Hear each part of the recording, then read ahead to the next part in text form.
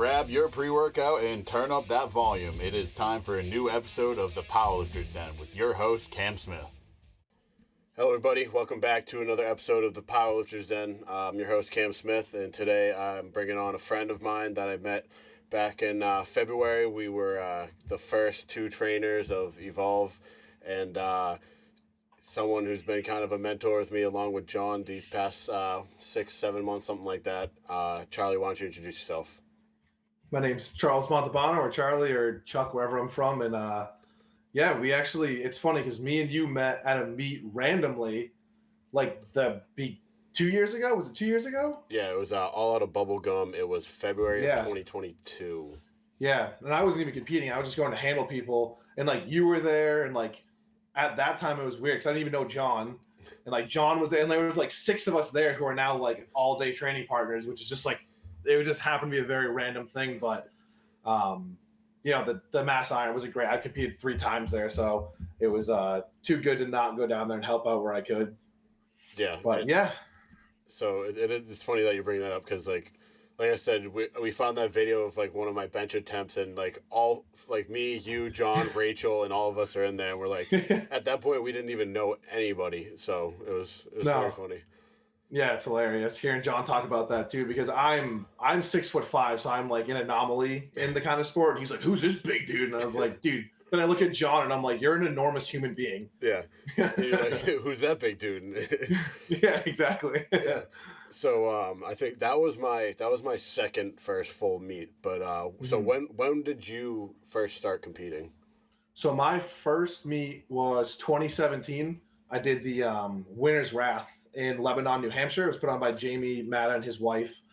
So that was my first meet. So I had like just kind of got out of college football, recovered from injuries and everything else from that. And then I needed an outlet. So I hopped online. I bought the 12-week Kaizen training program, followed that, and just hopped into a random meet. And I didn't have like the best meet ever. I made really weird attempts, but it was like it was super fun. I got to meet a lot of good people, but it was 160 lifters in that meet. We started lifting at like 6 a.m. and I didn't leave there. It's a 3-hour ride from my house. I didn't leave there till 2 a.m. And my grandfather, I worked electrical with him. He's like, "All right, pick you up at 6. I was sick. This is great. But it was, that was my first ever meet. And then since then, I think I just competed my 7th meet. I think this last multiply was my first like multiply of my 7th meet total, I do believe. Yeah, so going into your first meet, what did you go for on attempts? Like, what did you end up totaling?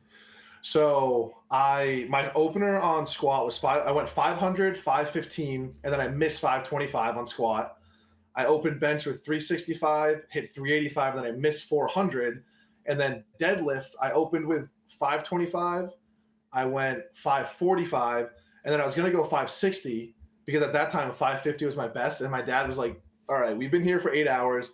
Put 600 on, like, see what happens." I ended up pulling 600 that meet. And it was the coolest thing ever. It was super exciting. There's like a video of me. I looked like I'm 5 years old. I was like throwing my hands. It was very exciting. So, but that was my introduction. So I think that was even though how long that meet was, that was a good experience for like, especially my parents who've been so supportive, like all of my athletics throughout the year, to see them like how excited I got from it. So they're like, "All right, this is something he's probably going to do for a while." Yeah, it is funny because like I feel like a lot of retired college football guys end up going into powerlifting because everyone's favorite part of football was honestly the lifting just as much as the actual games. So yeah, exactly. It was just it was like a natural progression into it. The only difference is that, with football, the mentality of having like, you got 1 game a week, so don't mess it up. Now you have like 1 meet every 6 months, don't mess it up. That is the hardest pill to swallow when you don't have a great meet. You're like, "Damn, I just trained 12 weeks for this. This is awful." Yeah, that's true. I actually never even thought about it like that.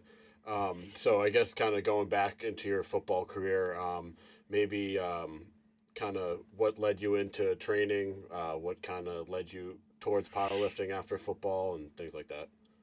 Yeah, so I started lifting with my dad when I was like 11 years old. We had like a little kit in our basement. He was lifting for a long time, and then he got back into it.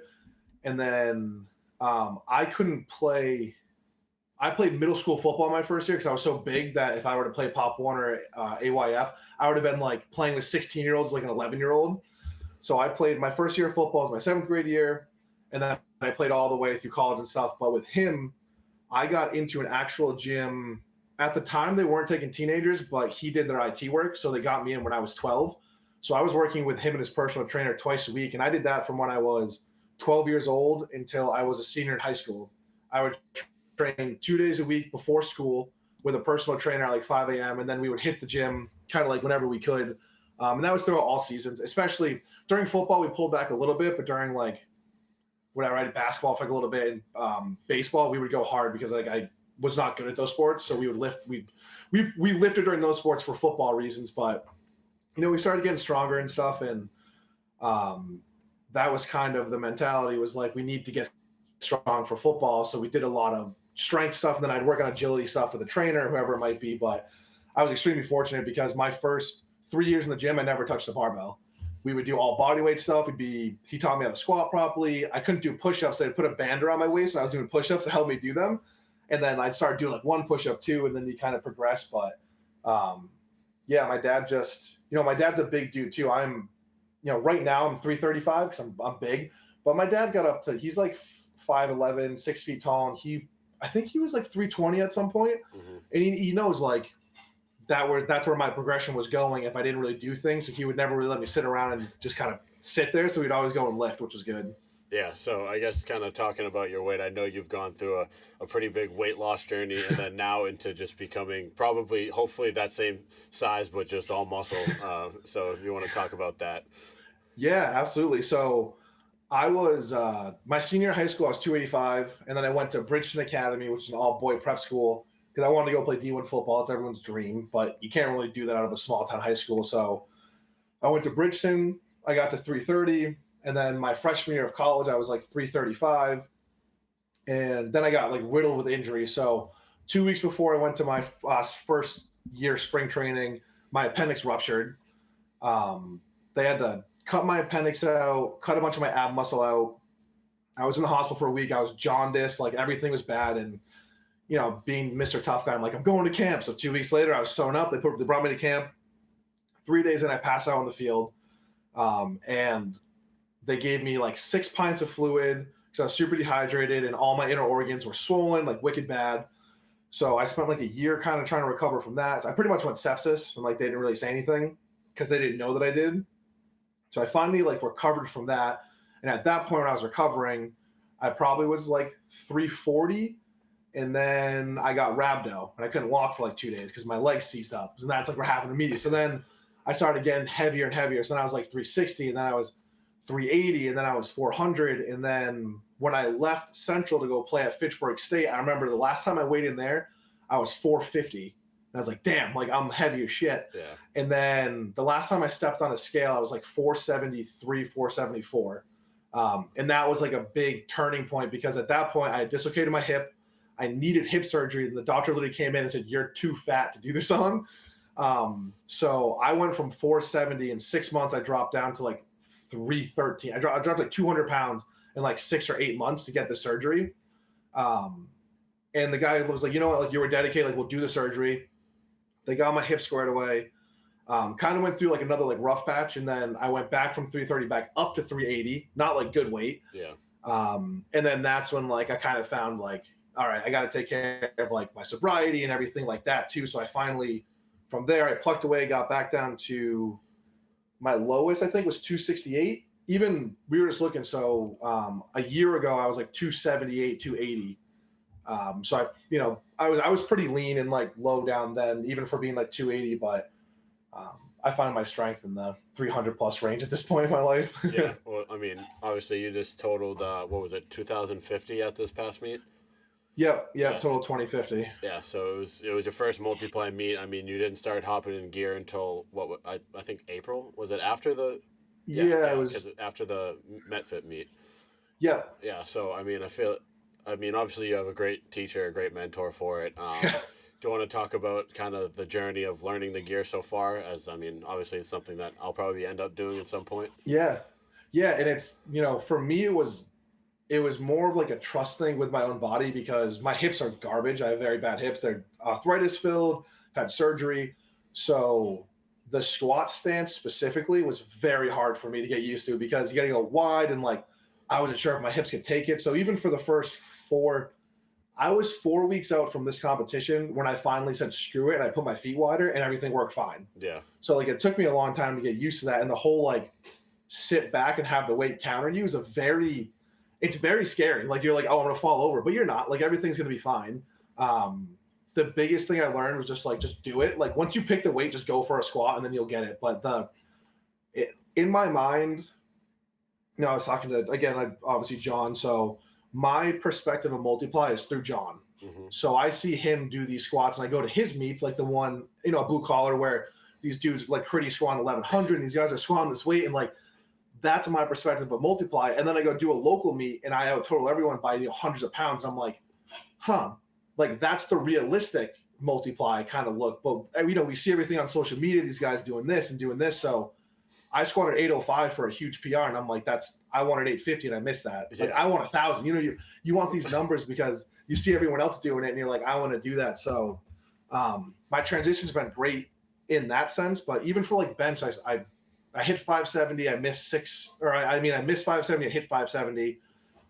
But like I wanted more. I wanted 6 because John's best in that shirt is 606. So I want 610. I want to be him. Yeah. So it's like a fun competition with someone who's so much stronger than me. But he even said it last night. Last night we deadlifted. So he pulled 750 for a double. I pulled 700 for a double. Yeah. And the first thing he goes like, "You're 50 pounds behind me now. That's not good." Yeah. He's like, "I would have pulled 800." In like the friendliest way. But in a world where I never thought that I'd be able to compete with someone like him, like he sees me as someone who's competitive with him, which is the biggest confidence boost I need. So I'm like, yeah, I was like, just like let's keep rolling with this gear stuff, and like it's gonna be awesome. Yeah, for sure. I mean, I think you definitely have the right mentality for it too. I mean, I remember at the meet too, like you missed this 850 and we're like, oh fuck, and I was like, dude, you just squatted 800 pounds, like you haven't even hit 700 before, like what are you doing? Like just an absolutely crazy number, and like to put up even if it's multiply, putting up 2,000 pounds is not easy by any means at any weight class. So yeah, well that was we went into deadlifts. I hit my second at 675, which was a 10-pound meet PR. And John goes, if you smoke this, you can pick your third. So I already had 725 in my brain. So that gives you 21. Yeah. And my little bitch ass left hand decided to open up. And I was like that's going to eat me away forever. Like just that I couldn't pull. So now my next meet, I want to squat 810, do a 5-pound PR. But like realistically, I'm like, I want to squat 900. Yeah. Who wouldn't? That's my next goal. Yeah. Yeah. So, we all have that. Yeah. And I mean, I think too, like it kind of shows that like, every time John's like, it really takes a lot to like put it together for a full meet, especially in gear. So like the fact that you just like didn't bomb out in your first meet in gear is impressive alone, let alone putting up that type of total. So yeah, thanks. That was by far the most fun meet I've had. I walked away with like no injuries, no nothing, and I've crawled out of a lot of gyms after meets where I'm like, this isn't good, or had like mental breakdowns where I'm like, oh my god, I don't know if I can do this anymore. And this was one of those meets I was like, I think 2 days later or 3 days later, I was back deadlifting with them, and John's like, "Stop, dude! Yeah, like, you need John to take was a break." like, "I'm not letting you go over 4 plates," and you're like, 495, and he's like, "Fuck, fine." Yeah, exactly. Yeah, I mean, I feel that way too. Like, I mean, even after the meet in September, like I felt so good after, but I was starting to get to a point where I'm like, well, if I do something stupid now, I'm gonna pay for it in 6 months. So let's be smart about it. And yeah, it is really cool going to like. I mean, I remember in the meet we did in April, like you were crawling out of the gym after, like so. Yeah, everything was awful because like I think the meet. So I've done some stupid shit too. Like I did a meet up in Maine, which was unfortunately, was Liana's, my fiance's first ever meet that she came to watch me at. Like I think the Tuesday before the meet, I got a cortisone shot on my hip because I thought I retore my labrum, and I competed anyway. So I opened with 640 on squat, way too high, and I bombed out 3 in a row. And on my third, when I shifted, I'm like, oh, geez, I like blew like my left knee out. I'm like, this hurts. So then I go to squat in that meet, and I hit my opener at 660 or whatever the heck it was. And I thought I was going to die. And I'm like, oh, let's go 700. So I open up, I take 700 for my second attempt, and I'm like, no, like re-rack it. And then I go for my third one, and it just, everything hurts. I think 8 or 6 weeks before that meet, I rolled my pec wicked bad. Yep. I like couldn't bench or anything, and then we were kind of like feeling better. We went back to it, and then I was supposed to open with 440, open with 415 on the press up. I'm like starting to feel it go, and I'm like, oh, sick. Second deadlift, I thought I tore my hamstring. I did not. It just like was a wicked bad cramp in my hamstring. But I was like, oh, I'm like, you know what?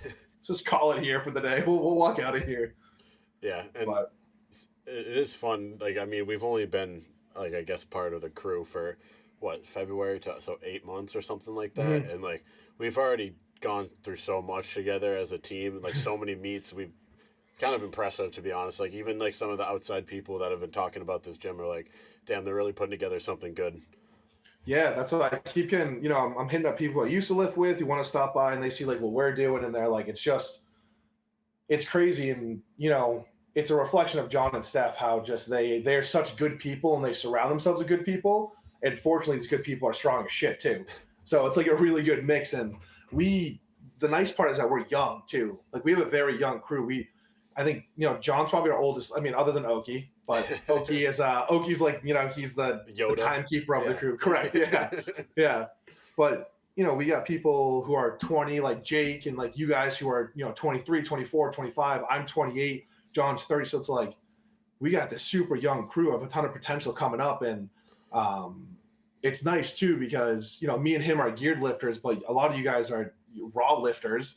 And we have like if you transition to gear too, like Rachel's looking to transition to gear, Rob is like, it's just a whole group of people who came from different places and have a lot of different background on lifting and are now willing to listen to one another and kind of take everyone's perspective and see what's going to work for them. Because I would have never done geared lifting until I started lifting with John. I would have been like, what the heck is this? Yeah.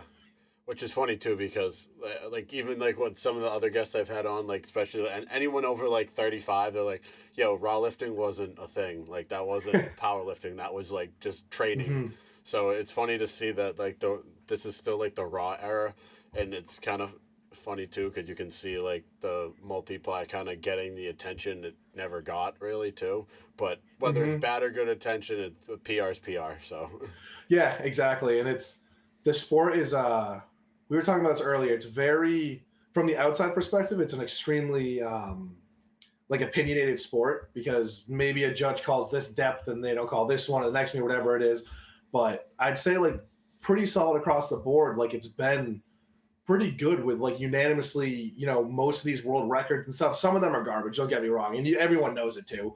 But hey, if you go to if you play in a football game and they say this team gets to wear cleats and that team doesn't, like that doesn't make any sense. You got to be even across the board. But if you go to a meet and they're gonna call someone a little bit high, then like I'm gonna get called a little bit high too because I want. Why would I sink myself? I don't have to. yeah. You know, it's just you kind of got to have good handlers and good people around you to keep out and like look out for you in that sense. Agreed. So, like now that you have a multiply meet under your belt, have you kind of decided like are you full in on multiply? Do you think you'll ever compete raw again? Like, have you kind of considered that? I don't want to take raw off the board, but just with some of my body and like how like the injuries and stuff work, I just don't think raw's the best for me right now. My knee still hurts when I squat. If my knee tracks over my toe, it doesn't feel great. My hips just don't work like that. And for me, like I still have a ton to learn in this multiply stuff, so I'm just gonna keep riding this out. I think I have a pretty big like raw deadlift in me I'd like to hit, and probably like I'm still chasing that 500-pound raw bench. That's Yeah. like, I was close and then my pec went, but when it comes down to squatting, and I'm now too addicted to lifting this like heavy ass weight that I'm just like I can't. If I put 800 pounds in my back raw, I'm gonna get snapped in half, or something's gonna end up where it shouldn't be. So, um, it's just I think right now I probably could like raw squat, in the sevens and like raw bench probably like high fours and probably deadlift close to seven too. But um, that's almost where most of my multiply stuff is. So it goes to show how much I have to learn in this multiply gear to really excel at this. So I'm just having fun with it right now, and this has just been that little change in the lifting that's really like motivated me again to like, okay, like let's get back to work and let's do this stuff.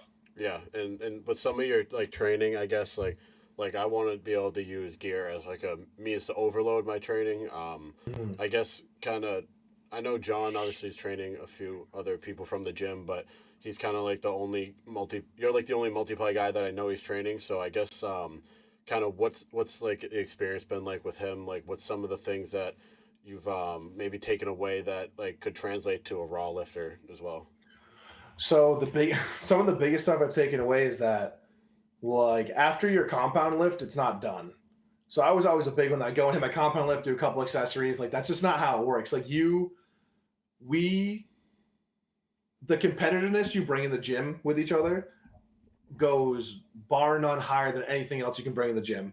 Even if you hang with them a little bit or you're close to them or whoever it might be, like that competitiveness and you're doing tricep extensions. I'm gonna go 5 pounds heavier. Yeah. I'm gonna go a couple more reps. Like just stupid things like that because then it just goes back and forth and it makes it fun.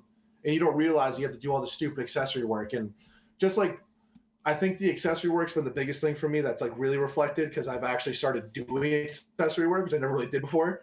And that's been huge. And that goes for raw lifters, for anybody. But I'd say I always lifted alone and like now having a training partner like John and just like being in that environment just has motivated the biggest. So if you can find people, but even if you lift alone, like find motivation, find your why about why you want to do things and use that every day as motivation just to keep kind of pushing forward. It's physically you are what you are, but like mentally you can really push through. If you can get your mental state right, like you're going to be in a good spot to do pretty big things, regardless of how physically talented you are.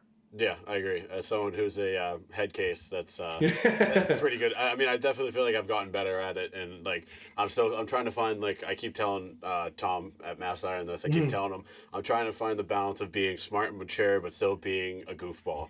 So that's Yeah. kind of like what I'm at right now. I think so. But I guess kind of you mentioned it before, like having your why. What is your why? So I mean, obviously it's changed over the years. My biggest why definitely was my sobriety when I got sober. So going into that, from probably like I mean I can say it now comfortably. Like I wasted most of my early 20s just doing stupid things. So just between drinking and doing some like recreational drugs and stupid things like that, I just wasted a lot of years where I had a lot of potential there.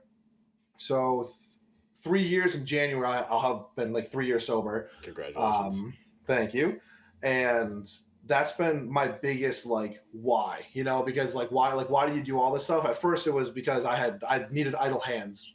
If I sat around doing nothing, I would do stupid things. So I'm like, all right, let's get really strong. Yeah. And then I got stronger, and then I'm like, oh, I actually don't need to drink. Like this is fun, and I can do other things. And then it kind of just trickled into surrounding myself with really good people. And my friends from high school have been the most supportive people in the world with that.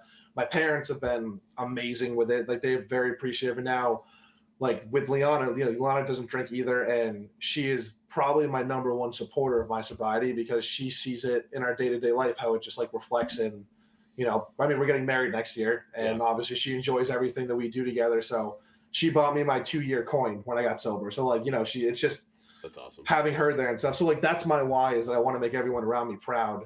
And whether that's reflected in the weight that I put up or my attempt to put that weight up, one of the two, I think that me trying to do it is regardless if I do it or not, they're going to be proud of me. I know in my corner because of the decisions I make outside of the gym and everything else. So, it's changed over the years, but everyone else is my why right now. Yeah, that's awesome because I mean, we've seen it countless times. Like I'm not afraid to fail anything because Mm-hmm. everyone around us is going to pick us up, whether we're or cheer us on. So like it's such a supportive group, and it is the translation too is kind of like with you and your sobriety and Liana. Like my dad also got sober. I think like I don't know 7 years ago, and like Mm-hmm. my stepmom stopped drinking for him. So it's kind of nice to just see the support around people, especially with like people I surround myself with my life, like Yeah. and like it almost make like I'm not sober by any means or anything like that, but like it does make me like kind of care more about what I'm doing or like make Mm-hmm. some of the decisions I'm making just for some of the people that are in my life.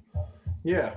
And it's all about like maturity and stuff too. Like I never had the mental maturity to get past the college drinking phase. I brought that into the real world when I was done, and it just trickled into going from college drinking phase to drinking problem, and then to drinking issues, and then that led on to more and more. Where by the end of my drinking, it was the end of everything, and I'm like, okay, so let's see. Like I woke up today, it was January. Like let's make this a thing now. Let's get sober, and I did it on my own. It was just me. I'm like, I'm gonna make this decision, and I stuck with it, and now, yeah, again, almost 3 years later, it was the best decision I ever made next to asking Leon to marry me. Yeah.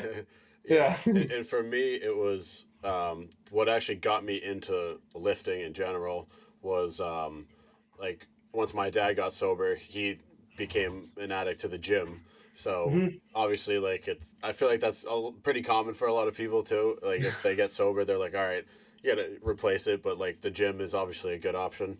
And Hmm. so I would start going to the gym with him down at like the local Y or whatever, because I was still, I think this was around like when I was like 15. So obviously I was still playing like football and like wanted to get better at that. So I didn't really start lifting seriously until like going into my junior year. So I feel like Hmm. I'm almost like a late bloomer in that. That's why I'm like still so young in the sport of powerlifting too.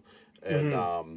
yeah, so he was kind of my big influence on that. And then so he's been a wicked supporter of obviously all my college athletes, and like he comes to Yeah. every meet that he can. He's always asking me how much I lift. So I mean, I'm just Yeah. surrounded by support, so it's amazing.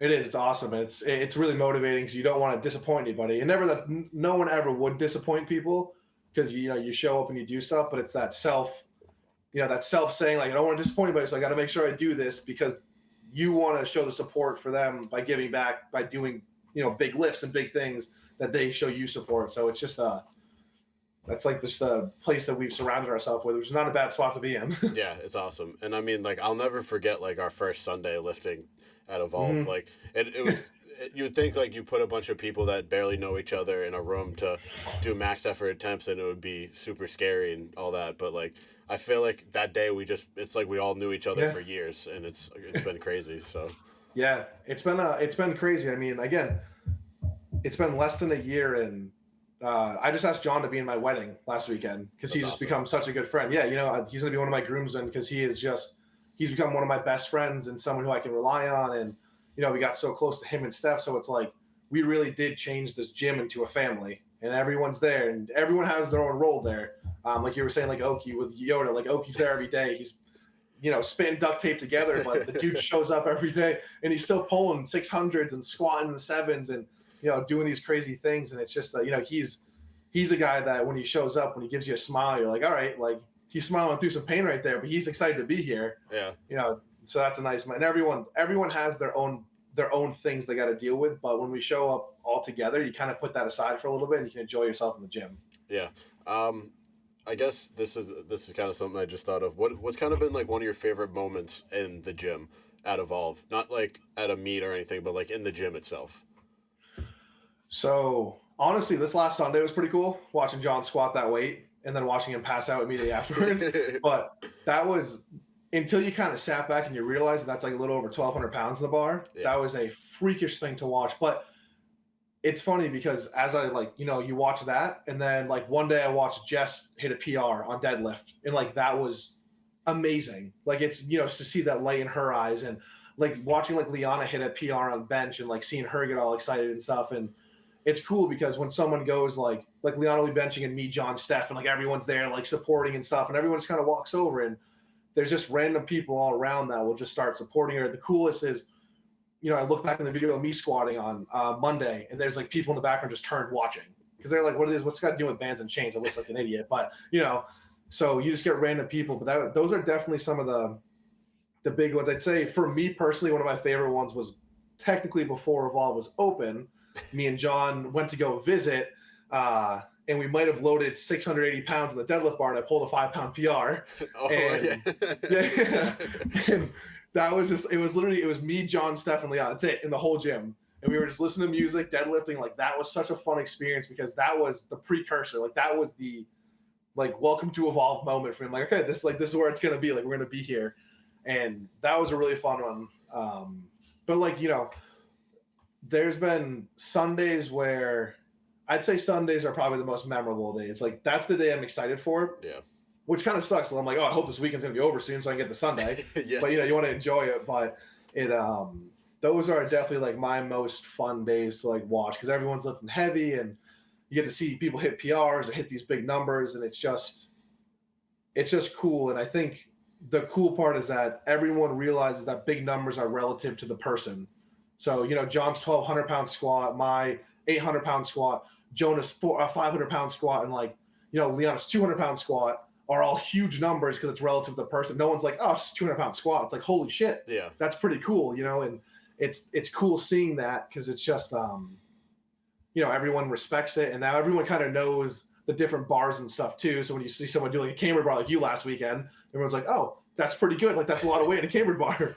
So that's the cool part, is just that you got, these kind of like well-versed lifters now who've just been around it like a little bit. So you see these people do this stuff and you're like, oh my God, like that's cool. So those are some of my fun memories of just, and I have to say, like when John and Steph threw like a little engagement party for us, that was very meaningful. Yeah. We walked in and, Leon's grandparents there, her brother's there, her dad's there, like they invited everybody. And I'm like, that's more than I could have ever asked for from like, a lifting family, which is like just so cool. So that was definitely a personal moment that I really was happy about. Yeah, and it's so funny from my perspective. Like, obviously, like a lot of my friends are just like recent college graduates. Like, we like to go out on Saturday nights occasionally and do all that stupid bullshit. And like, I'll be like, oh, I'm not going out tonight. And they're like, why? I'm like, oh, I got to go out squat on Sunday an hour and a half away. And they're like, why the fuck would you do that? Like, I'm like, well, you don't understand. Like, go up one time and you'll kind of get it. But I guess kind of talking more about, I guess, your future goals, kind of what do you think, what's next for you? What are some like maybe some short-term goals? What's like the lifetime goal? Yeah, so I mean, originally I literally have it tattooed here. It's 800. That was my lifetime goal, is 800-pound squat. And now I know like that's, next, like that's easy. So I'm going to get the date and time put on this, or the dates when I hit this. And then, so short-term goals will be, a 900-pound squat. I'd like, I missed 725 in the meet, so technically I'm still not a 700-pound puller, even though I hit it in the gym. So I'd like to hit 700, and I'd like to hit 6 for bench, and then, inevitably qualifying for the WPO. That'd be pretty cool, doing something like that. Even getting invited to Skiba's December meet next year. That's a huge meet that John's doing this year. They got a lot of heavy hitters. That would be awesome. Yeah. My, big time goal, I want to squat 1,000 pounds. That's what everyone wants to do. So I love to squat 1,000, love to deadlift 800, but you got to deadlift 7 first, and then bench in the 7s would be cool. But just to go to I want to be able to hang with those guys. Mm-hmm. That's my big goal, because I see these dudes and I'm like, there's no way I can hang, and like now I'm creeping up on some of their numbers, and in my mind I know that I'm like, I don't know, but unless I'm in that environment, you don't really know. So like I'd love to be able to hang with the Rupos and the Delafaves and the the Critties and all these dudes who are just insane. And obviously I'm not going to say Hoff, because that's not going to happen anytime in my lifetime, but that's okay. No one hates him. Yeah, exactly. But even like Bob Merck reached out and he invited me and John down, and like he's an awesome dude, and just like those dudes, those are always been like my idols. Like those are the guys you look at and you're like, oh my God, they're the best. And now I'm like, I can hang with these guys if I really, really try and I really focus and I really get myself together. The potential's there, but I just have to put the work in to be able to get there, and I know that's on me. Yeah, I think those are some great goals to have, and like obviously you have one of the best guys to be around to do it with, and yeah, I think so. 800 is actually my lifetime squat goal too, so I might have to get that matching tattoo in a couple. I don't know. Hopefully in the next few years, we'll see. But like you said, I got to hit 7 first, which I think I'm creeping up to that pretty fast. So yeah, I think so as well. I think that's gonna be there when you don't expect it. I think that's when you're gonna hit it. You're like, oh, okay, like this is here. All right, good. Yeah. Well, I was telling John I'm gonna load it up at the meet in March, no matter what. Like you did it in April. I'm like, we're putting in 3rd attempt. I don't care if I fold, I fold.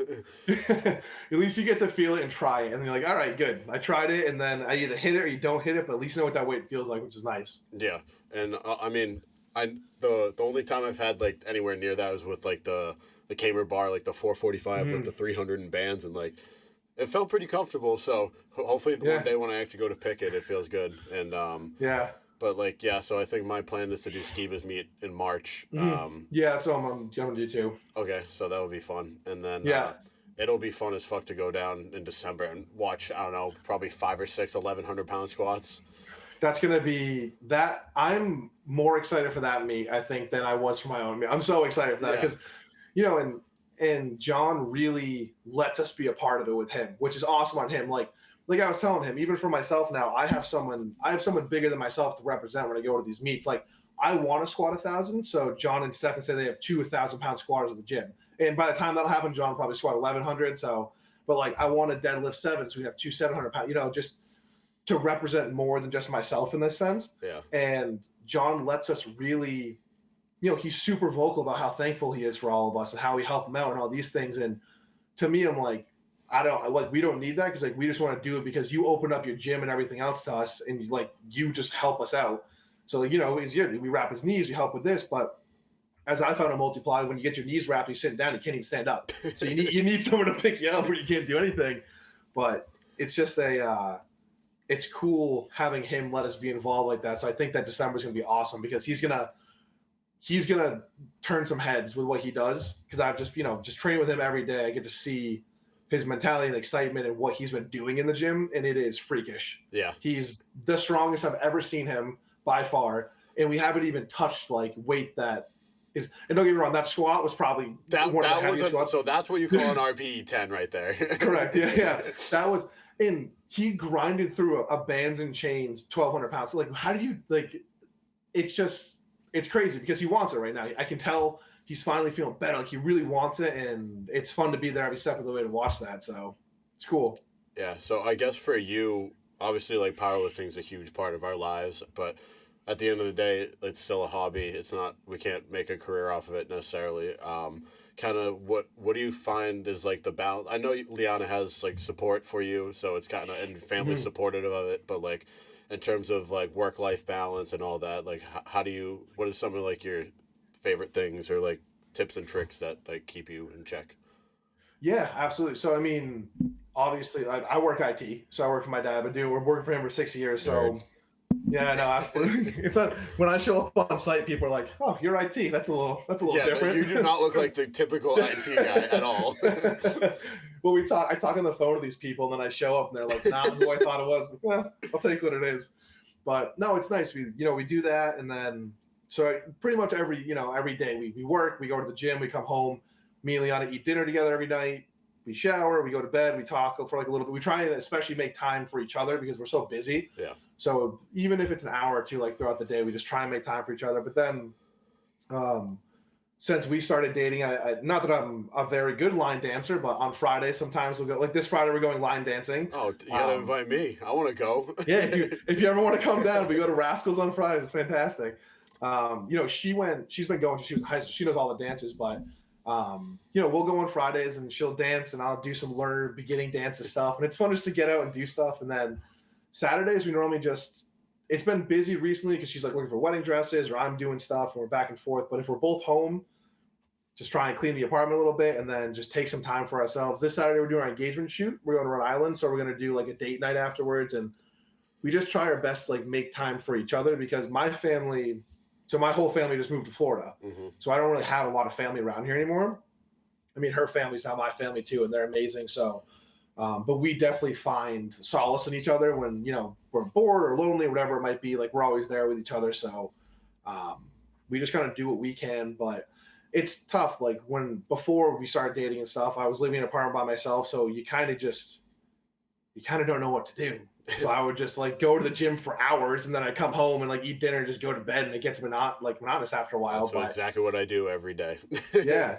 You just like don't know what to do with your spare time. So, I got really into movies. Obviously I like scary movies. My whole like sleeve is all horror movies. So I really like movies because for me it's, an hour, 2 hours or 3 hours, whatever, where I can just shut my phone off and shut the world off and like just relax and not think about anything, just zone out with a movie. Even if it's a bad one, at least it's something. So I really like movies. Like that was a big like escape from reality stuff for me was that. But other than that, it's just, when I met her, like my biggest thing is that I understand how I look. I'm 6'5", 335 pounds. I'm a big dude, but I don't ever want my size to be the reflection of my personality. Cause I don't want someone to look at me like, oh my God, that dude's so scary. And like, he's probably a jerk and yell. I don't think that's who I am. And I never wanted to be that when I reflected that, Yeah.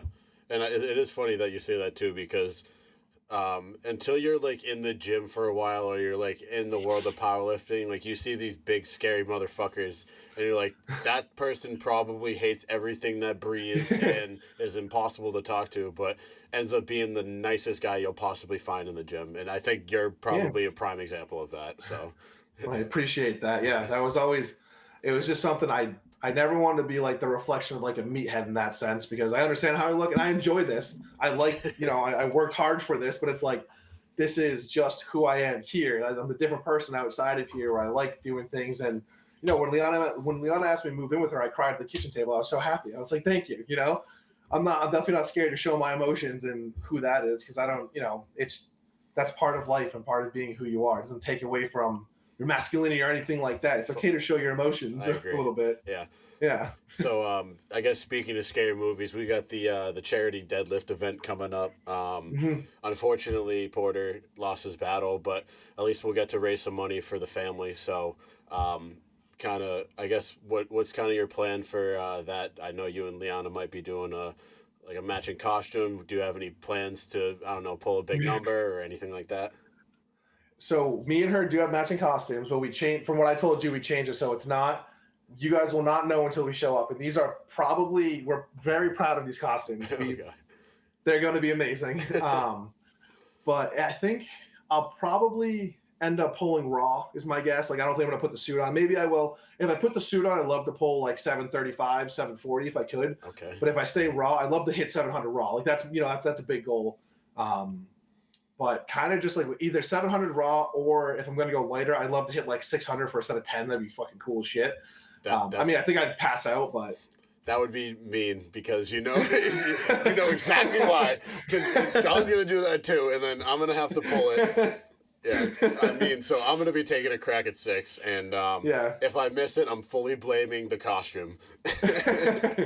I think 6 has been there for a long time for you. I just think it mentally is fucking with you right now. Yeah, like everyone has that. You know, you. At some point, it's going to snap where you stop thinking and you're just going to pull it. And, like, that's the day where you're going to be like, oh, it's going to move stupid fast. I know that's true, too. And it's just, like, every time, like, I think about it and I'm like, all right, maybe I should just, like, go for 605 just to, like, get rid of the 600 number or something like that. But, I don't know. Training's been going very well, so. Good. I know. You've been sending us videos all the time. It looks like it's been going really good. Yeah, so Kirby's been torturing me with the SSB, but it's honestly I feel like the SSB has been a phenomenal tool. I know John was using it the other day. Do you I feel like I haven't really seen you use it much. Do you not really use it that much?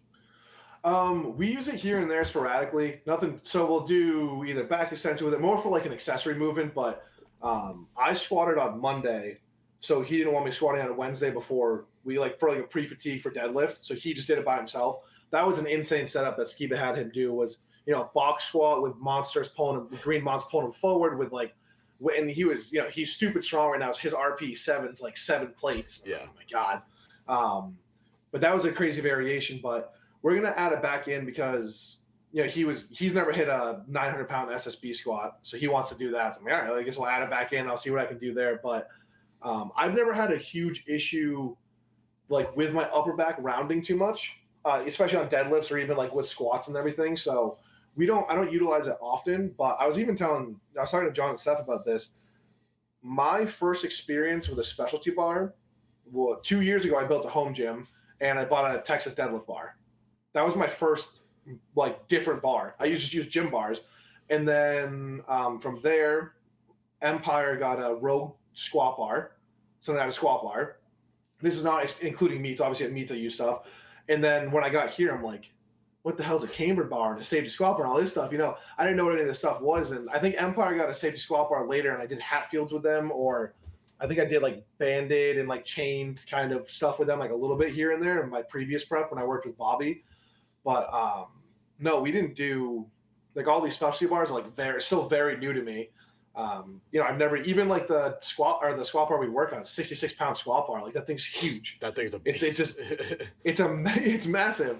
So doing all this stuff, and this is the first I've ever been to that has a monolift. I used to walk everything out. Even in reps, I'd walk stuff out. Yeah. So you kind of work with what you got, and then now I feel so spoiled because we have all these bars and all this monolifts and these bands and chains, and it's crazy. And it's reflective in my my lifting too. I've got a lot stronger, but I'm still very new to the sport of powerlifting in general. I've only been competing for 6 years, and I don't think I've learned half as much, as a lot of these people have, even like a quarter. But especially when it comes down to utilizing all this stuff, I'm like, I don't know what I'm doing with this stuff. It's crazy. Yeah. So John's really nice to have that to lean on because he's so experienced, like a lot of these things. And Oki too, both of them. They help a lot. But it's just it's crazy, a lot of these specialty bars. But yeah, safety squat specifically, I'd like to start working that back in, but in whatever fashion it comes into. I'm not we use it for JM presses more than anything. Yeah. Honestly, that's something that that's the only time I like using that bar. I want to make that perfectly clear. Kirby, if you hear this, I love JM presses with that.